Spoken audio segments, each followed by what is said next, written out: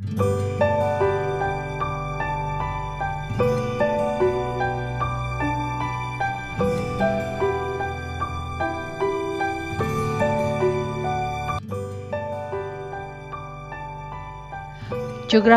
STPM Semester 1 Bahagian B bersama Cikgu Ovelyn dari SMK Sikwati Kudat.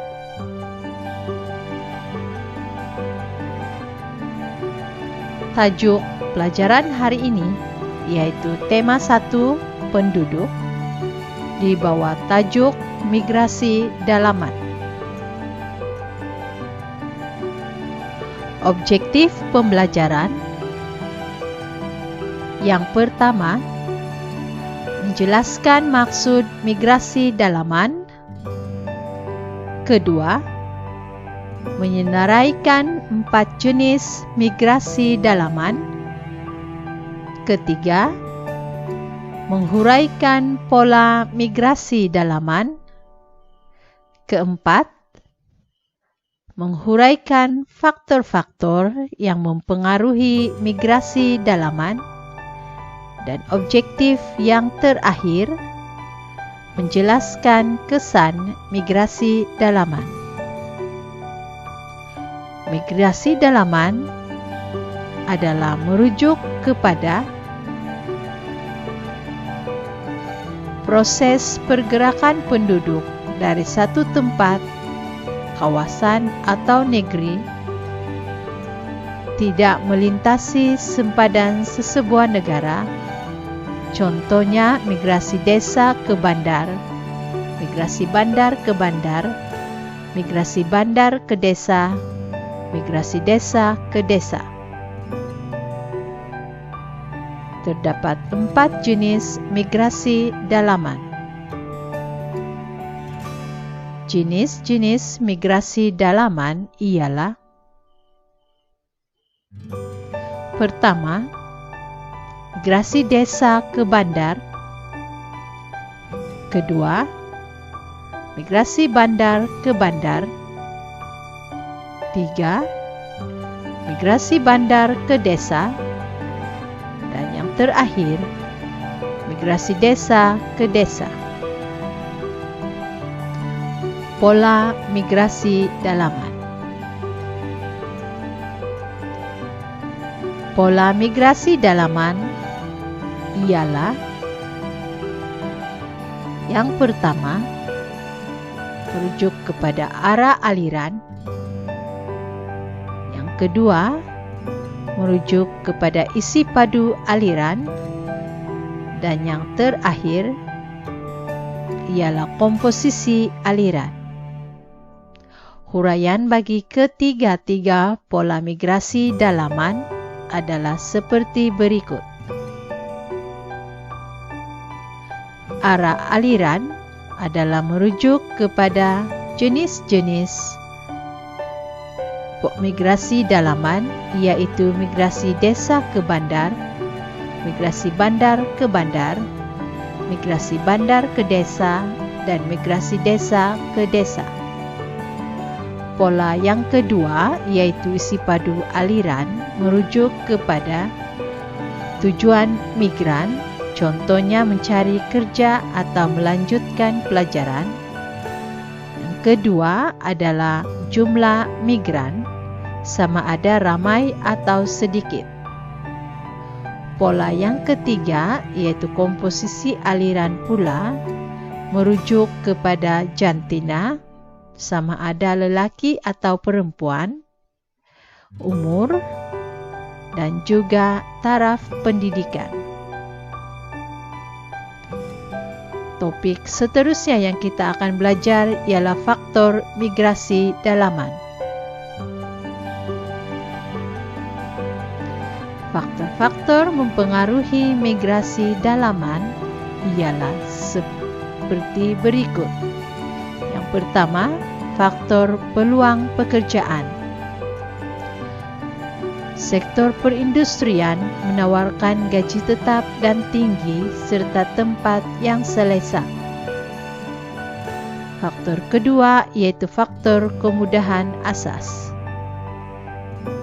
Kemudahan asas seperti bekalan air, elektrik, telekomunikasi, lebuh raya, pusat pengajian tinggi, kemudahan kesihatan, pusat hiburan, pasar raya, dan bank merupakan faktor yang mempengaruhi migrasi dalaman. Faktor ketiga yang mempengaruhi migrasi dalaman ialah faktor dasar kerajaan. Pembangunan wilayah seperti Kejora, Kesedar, Jengka, dan Ketengah, serta kewujudan koridor pembangunan wilayah seperti wilayah Iskandar, merupakan dasar kerajaan yang mempengaruhi migrasi dalaman. Faktor keempat, migrasi dalaman, yaitu faktor sumber alam.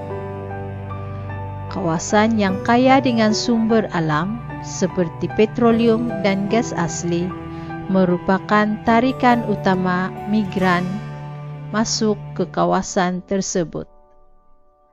Faktor yang kelima ialah faktor pengaruh rakan sebaya. Migrasi dalaman berlaku disebabkan gaya hidup dan penampilan belia yang bekerja di bandar dapat mempengaruhi migrasi ke bandar kerana gaya rambut, fashion baju, duit, gaji besar, kereta dan gadget. Faktor keenam ialah faktor darjah ketersampaian. Sistem pengangkutan dan perhubungan dapat meningkatkan mobiliti pergerakan penduduk dari desa ke bandar. Dan faktor yang terakhir ialah faktor urbanisasi. Faktor urbanisasi merupakan proses perluasan kawasan bandar, contoh pelbagai sektor ekonomi, sosial dan kemudahan asas. Topik seterusnya yang kita akan belajar ialah kesan positif migrasi dalaman. Kesan positif migrasi dalaman ke bandar adalah seperti berikut. Kesan positif yang pertama ialah kemajuan ekonomi. Migrasi dalaman ke bandar menyebabkan sektor ekonomi primer dan sekunder berkembang akibat pertambahan tenaga buruh, sumber alam seperti tanah dan sumber mineral pula dapat dimajukan. Kesan kedua ialah kemajuan infrastruktur. Migrasi dalaman ke bandar menyebabkan pembinaan perumahan bekalan air, elektrik, pengangkutan, perhubungan, pembinaan sekolah, hospital dan kawasan rekreasi. Kesan positif yang ketiga ialah meluaskan saiz pasaran barang. Pertambahan penduduk meningkatkan saiz pasaran, peningkatan pendapatan dan kuasa beli. Kesan positif migrasi dalaman ke bandar yang seterusnya ialah mewujudkan keseimbangan kaum. Penghijraan kaum Melayu dan India ke bandar dapat mengimbangi kaum Cina di Bandar Ipoh dan Kuala Lumpur. Kesan positif seterusnya ialah proses pembandaran. Peningkatan kawasan perumahan, kemudahan perkhidmatan menyebabkan proses perluasan saiz bandar semakin besar. Dan kesan yang keenam, berlakunya pembauran inovasi. Golongan profesional seperti akauntan, peguam, jurutera akan balik ke kampung apabila bersara dan menyumbangkan idea kepada penduduk desa. Selain daripada kesan positif, migrasi dalaman juga membawa kesan negatif. Kesan negatif migrasi dalaman ke bandar. Yang pertama ialah berlaku kesesakan di bandar. Pertambahan penduduk, kenderaan dan jaringan pengangkutan menyebabkan berlaku kesesakan pada waktu pagi, tengah hari, dan petang. Kesan negatif migrasi dalaman ke bandar yang kedua ialah kadar pengangguran yang tinggi.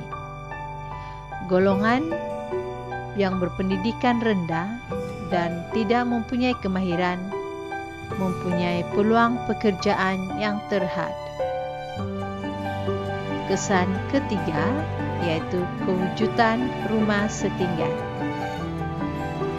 Kesan negatif migrasi dalaman ke bandar berlaku apabila penduduk yang mempunyai gaji yang rendah mengalami kekurangan rumah kos rendah kerana nilai rumah yang tinggi menyebabkan munculnya rumah-rumah setinggan di kawasan bandar. Kesan negatif yang keempat ialah masalah sosial. Kos hidup yang tinggi di bandar menyebabkan wujud masalah sosial yang tinggi seperti kecurian, pelacuran, pecah rumah, penagihan dada, dan sebagainya. Kesan negatif migrasi dalaman ke bandar yang seterusnya ialah tekanan terhadap sumber alam. Pola persaingan tanah antara kawasan industri, pertempatan dan pengangkutan menyebabkan saiz tanah menjadi kecil dan harga pula menjadi sangat mahal. Kesan negatif yang keenam ialah pencemaran sumber alam. Pencemaran sumber alam seperti pencemaran air, udara, bau dan sampah berlaku akibat pembuangan sisa industri, sampah sarap dan peningkatan kenderaan. Dan kesan negatif migrasi dalaman ke bandar yang terakhir ialah kerosakan sumber alam. Penerokaan tanah untuk pertempatan menyebabkan berlaku kejadian tanah runtuh dan kemusnahan sumber hutan. Seterusnya kita akan belajar topik migrasi antarabangsa. Bagi topik ini, objektif pembelajaran kita adalah seperti berikut. Yang pertama, menjelaskan maksud migrasi antarabangsa. Yang kedua, menghuraikan pola migrasi antarabangsa. Yang ketiga, menghuraikan faktor-faktor yang mempengaruhi migrasi antarabangsa. Dan yang terakhir, menjelaskan kesan migrasi antarabangsa. Migrasi antarabangsa ialah merujuk kepada proses pergerakan penduduk dari satu tempat, kawasan atau negara melintasi sempadan sesebuah negara, contohnya negara Indonesia ke Malaysia atau benua Asia ke benua Eropah. Pola migrasi antarabangsa terdapat dua pola migrasi antarabangsa. Pola yang pertama ialah negara ke negara, contohnya Indonesia ke Malaysia, Malaysia ke Jepun. Dan pola yang kedua ialah benua ke benua. Topik seterusnya yang kita akan belajar ialah faktor migrasi antarabangsa. Faktor-faktor mempengaruhi migrasi antarabangsa ke Malaysia ialah yang pertama ialah peluang pekerjaan. Sektor pertanian dan sektor pembinaan menawarkan gaji yang tinggi. Di samping itu, nilai mata wang ringgit Malaysia lebih tinggi berbanding rupiah. Faktor yang kedua ialah kemudahan asas. Berbagai kemudahan asas yang disediakan oleh kerajaan Malaysia seperti kemudahan kesihatan, kemudahan pengangkutan dan perhubungan menjadi tarikan imigran masuk ke Malaysia.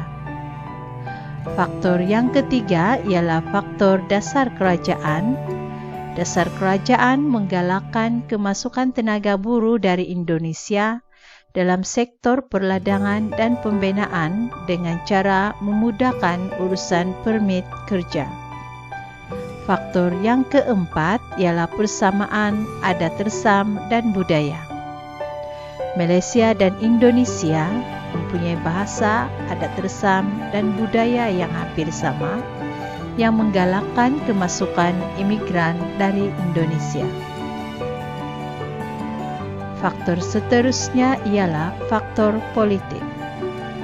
Keadaan politik Malaysia yang stabil menyebabkan kehidupan lebih selamat dan terjamin, membawa kepada kemasukan imigran secara besar-besaran ke Malaysia. Faktor keenam ialah faktor bencana alam. Malaysia bebas daripada bencana alam seperti gempa bumi, letusan gunung berapi dan ribut taufan. Selain itu ialah faktor darjah ketersampaian. Negara Malaysia, Indonesia, Thailand dan Filipina terletak berhampiran antara satu sama lain dan dihubungi oleh sistem pengangkutan udara, laut dan air. Ini menggalakkan kepada kemasukan migrasi antarabangsa ke Malaysia. Kesan positif migrasi antarabangsa adalah seperti berikut. Kesan positif migrasi antarabangsa kepada Malaysia ialah: yang pertama, pembangunan ekonomi negara. Pelbagai sektor ekonomi dimajukan. Perkembangan ekonomi menyebabkan pendapatan per kapita negara meningkat. Kesan positif yang kedua ialah perluasan pasaran domestik. Kemasukan warga asing meningkatkan saiz pasaran dan kuasa beli, menyebabkan ekonomi Malaysia berkembang. Kesan positif yang ketiga ialah pemindahan teknologi. Kemasukan tenaga mahir asing dalam sektor elektronik dan otomotif menjimatkan kos penghantaran ke luar negara. Selain daripada kesan positif, terdapat juga kesan negatif migrasi antarabangsa. Kesan negatif migrasi antarabangsa kepada Malaysia ialah seperti berikut. Kesan negatif yang pertama ialah peningkatan masalah sosial. Peningkatan masalah sosial seperti pertambahan masalah jenayah, penyebaran penyakit seperti AIDS, pelacuran COVID-19 merupakan salah satu kesan negatif migrasi antarabangsa kepada Malaysia. Kesan negatif yang kedua ialah kewujudan rumah setinggan. Kewujudan rumah setinggan berlaku kerana terdapat imigran yang tidak mampu menyewa harga rumah yang mahal. Imigran-imigran ini mendirikan rumah di tanah kerajaan menyebabkan berlakunya pencemaran. Kesan negatif yang ketiga ialah persaingan kerja orang tempatan. Dalam sektor pertanian, perniagaan, pembinaan, perkhidmatan, buruh asing menerima upah yang murah, menyebabkan penduduk tempatan menganggur. Kesan negatif migrasi antarabangsa kepada Malaysia yang seterusnya ialah pengaliran keluar negara. Pekerja asing menghantar wang ke negara asal. Ini menyebabkan ekonomi negara mengalami kerugian berjuta ringgit. Kesan negatif yang kelima ialah kekurangan kemudahan asas. Pertambahan pendatang asing meningkatkan permintaan terhadap kemudahan kesihatan dan perumahan, menyebabkan kemudahan ini tidak mencukupi untuk semua penduduk. Contoh soalan migrasi ialah yang pertama, mengapa Malaysia menjadi destinasi migran antarabangsa? Cadangan jawapan untuk soalan ini ialah faktor-faktor yang menyebabkan kemasukan imigran ke Malaysia. Jadi faktor-faktornya adalah seperti peluang pekerjaan, kemudahan asas, dasar kerajaan, persamaan adat resam dan budaya, faktor politik, bencana alam, dan yang terakhir ialah darjah ketersampaian. Bagi soalan seperti ini, pelajar bolehlah mengambil mana-mana daripada faktor-faktor kemasukan imigran ke Malaysia. Contoh soalan yang kedua ialah nilaikan kesan kemasukan migran antarabangsa terhadap sosioekonomi Malaysia. Cadangan jawapan untuk soalan ini ialah jawapan hendaklah merangkumi aspek ekonomi dan juga sosial. Cadangan jawapan untuk kesan terhadap ekonomi ialah pembangunan ekonomi negara, perluasan pasaran, dan pemindahan teknologi dan kepakaran. Manakala kesan terhadap sosial ialah peningkatan masalah sosial, kewujudan rumah setinggan, persaingan peluang pekerjaan, pengaliran keluar wang, dan kekurangan kemudahan asas. Itu saja pelajaran kita pada hari ini. Sekian dan terima kasih.